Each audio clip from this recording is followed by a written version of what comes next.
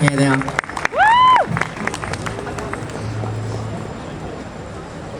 Hello, I'm here tonight from London Lesbian and Gay Switchboard, which is one of the oldest and one of the largest gay charities in this country.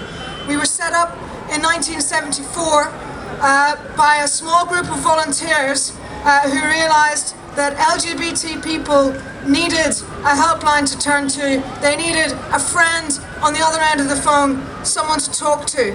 And we've been doing that ever since. And we are still an organisation where our service is provided entirely by volunteers, by LGBT volunteers. Thank you. And we are run entirely by volunteers, and we're very proud of that.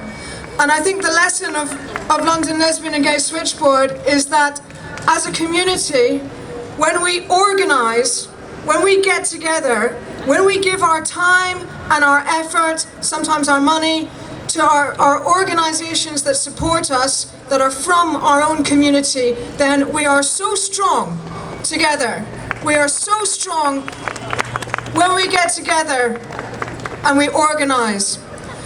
And where there is still such a need for services such as ours, we talk to about 25 to 30,000 people a year, and many of those calls still are about hate crime.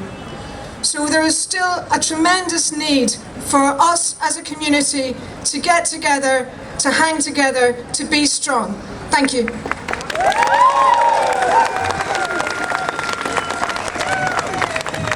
Hello, I'm Anthony and I'm here to represent NAT, the UK's leading charity dedicated to transforming society's response to HIV.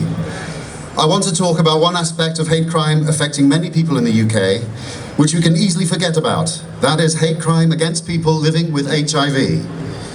Many people with HIV avoid discrimination, harassment and hate crime by making sure only very few trusted individuals know their positive status.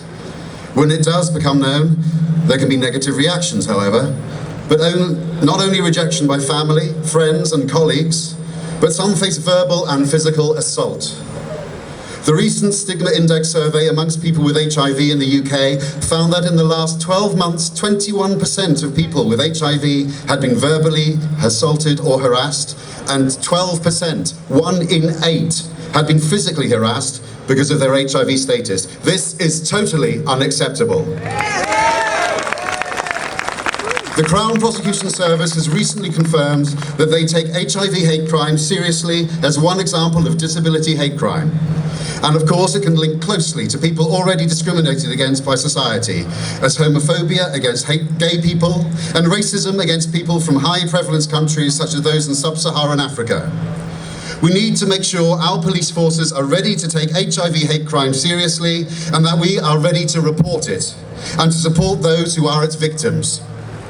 Tackling HIV hate crime is above all else a human rights and justice issue.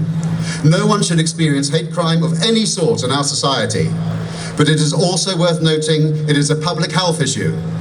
Only when we have a society which respects and supports people with HIV will we be able to make further progress in addressing the HIV epidemic. Stigma and discrimination are the great barriers to an effective response to HIV. Tackling HIV hate crime seriously spells out loud and clear that stigma and discrimination of any kind and degree are antisocial and wrong. Thank you.